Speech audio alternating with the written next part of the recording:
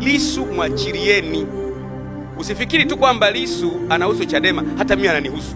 Mimi si mwana CCM na ni mjumbe wa halmashauri kuu ya Chama cha Mapinduzi. Ninapomwona Lissu anapofedheshwa na kusukumwa, mtu aliyepigwa risasi 16 anazo anatembea nazo, inaniuma sana. Angekuwa kakangu, angekuwa babangu, angekuwa ndugu yangu, ningejisikiaje? Wananchi wangapi wanaojisikia kama mimi?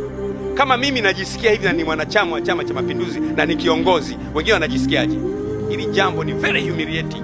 Halifai kabisa hata kusikiwa, hata kutajwa. Hasa unapoona aina ya mtu mwenyewe, aina ya mtu Lissu ni resource kwa nchi.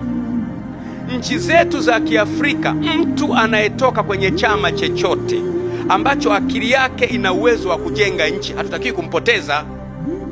Ndivyo wazungu walivyotuzidi. Wazungu wapotezi resources. Hakuna haja ya kumretain mtu namna hiyo, haipo haja. Watu wote kwenye mioyo yao kuna kitu wanawaza. You don't do that. You don't do that.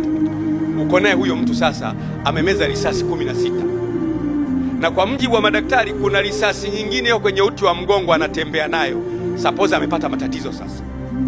Kwa sababu wanadamu hatujui mwili wa mtu unaweza kuwa na complication natural. Uko naye wewe amepata matatizo, kwa mfano kafa, amekufia mkononi, wananchi wataamini kwamba amekufa natural death? Na kuuliza mimi naye kushauri, wananchi wataamini kwamba amekufa natural death? Na baada ya yeye kufa, viongozi wa dini watasemaje? Wananchi watasemaje? Familia yake itasemaje? Nchi itakuwaje? Huwezi kuriski na mambo ambayo you can handle. Mimi nashangaa washauri wengine, unashaurije mambo ya namna hii? This is very simple.